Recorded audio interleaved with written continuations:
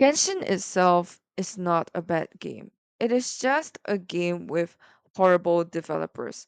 I know I sound like a Hoyo shield still defending Genshin even after I've quit the game and complained about it, but it is the fact that Genshin is a game with potential and they refuse to hit that potential.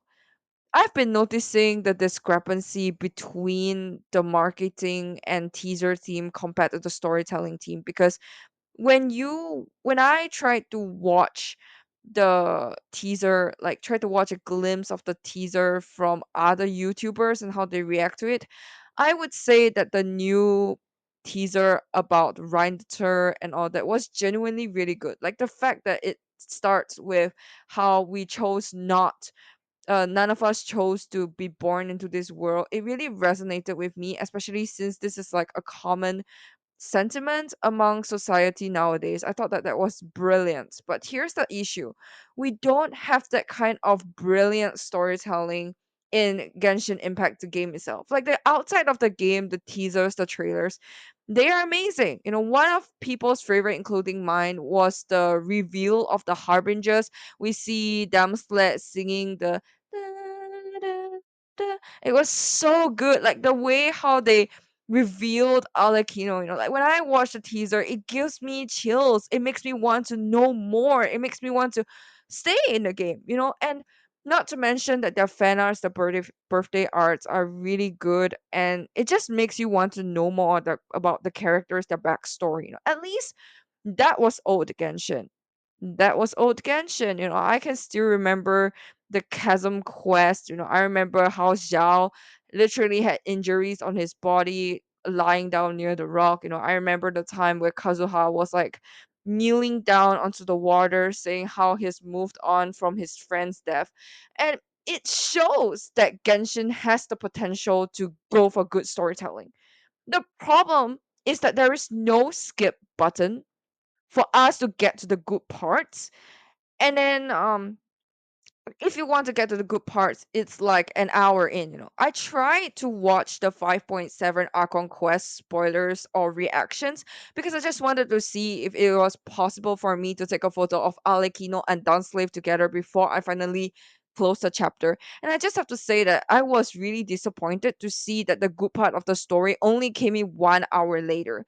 A lot of the dialogues, even though it was relevant to the story, feels really slow, and the fact that the NPCs all look the same, like lifeless dolls, it really breaks the experience. And I can really get why people want to skip button. Now, here's the thing: I will not deny the fact that the NPCs, character design models, is infinitely better in Wuthering Waves. When you go inside, I tried to go back in again. Rena Sita, the colors, the tone, it's really mature and ambient, and I can see why so many people is drawn to it. And Genshin has the potential to do that as well. And Kanomiya until today, even though I hate exploring that region, is still one of my favorites. Dragon Spine, again, freezing mechanics, one of like it's literally one of the worst reasons to explore, but still good, it's still memorable, but it's like they are not bringing that kind of good storytelling into the game. It's almost like the marketing teaser team and the storytelling team don't communicate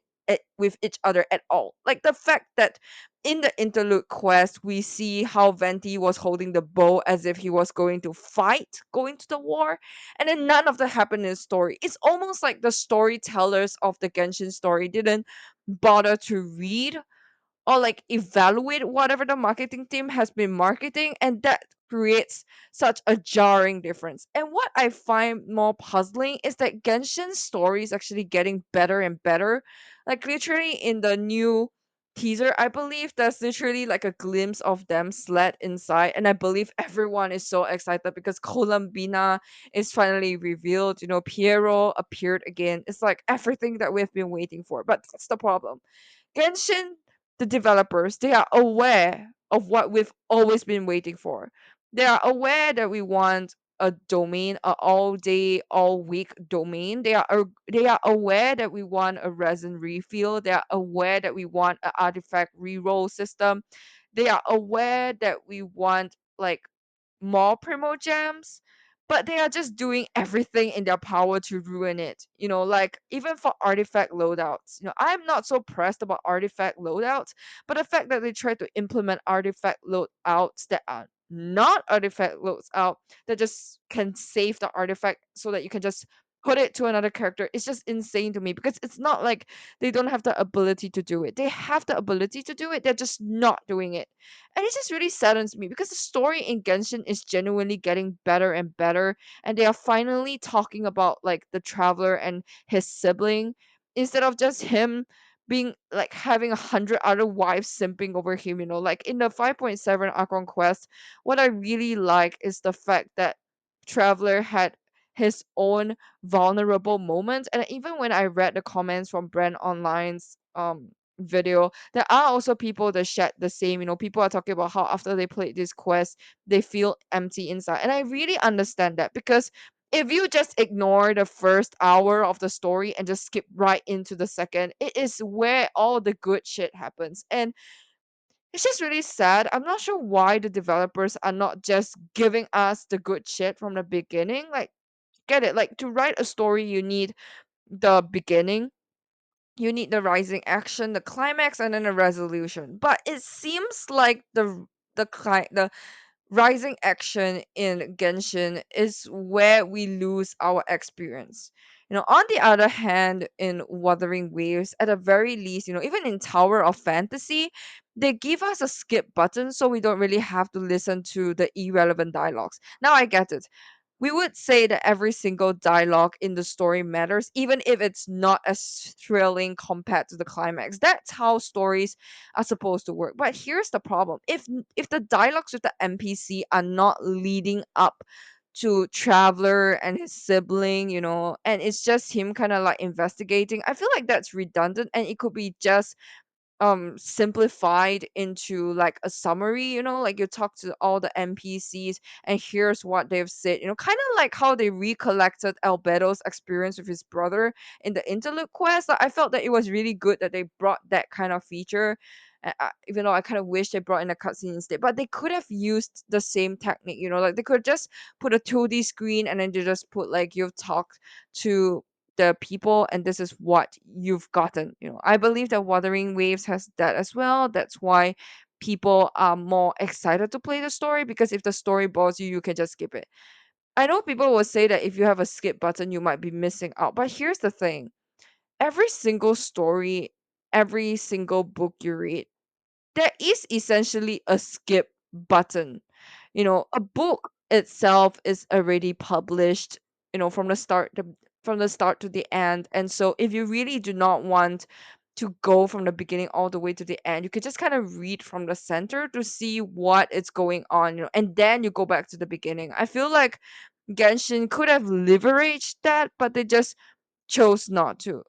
It's almost like the developers just choose not to listen to us. And that's why I think that Genshin is such a wasted potential.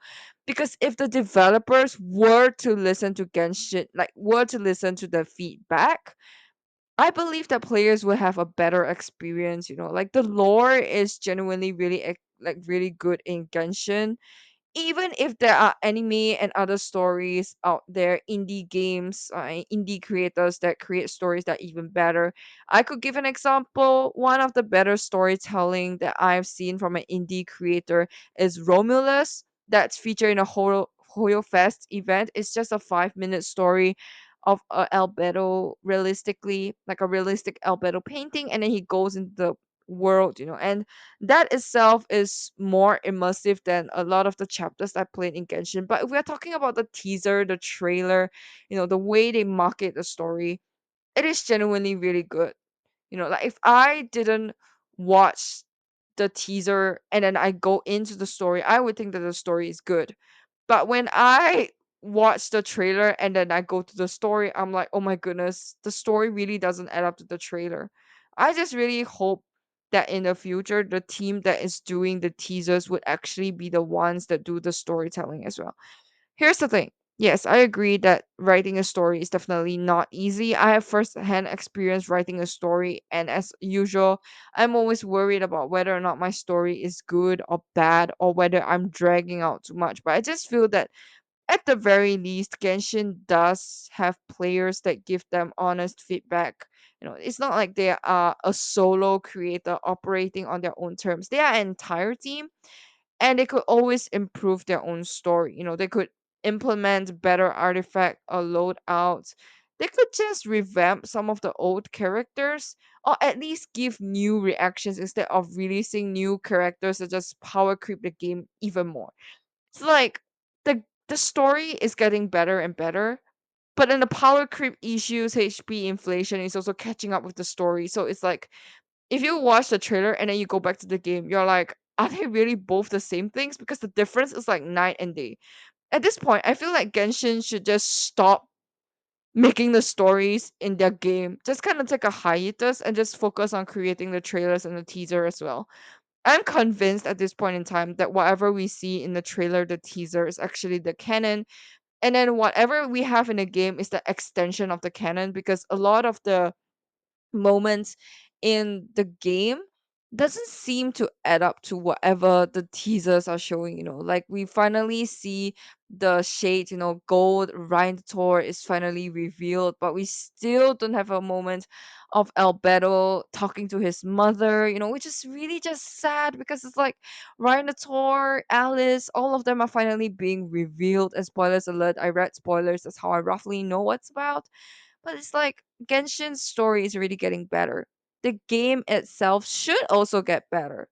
It's like I don't get why the devs isn't pressured to make their game better when Wuthering Waves is literally catching up to them. Like I tried to go back into Wuthering Waves again, and I have to admit the scenery in Wuthering Waves is really pretty. Rina Sita has this really ambient atmosphere, very calming atmosphere. And I just wish that we had the same thing in Genshin, because at this point it feels, like this feels like Genshin is just catering to children and not really the lore and joyous that they've always had at the fan base.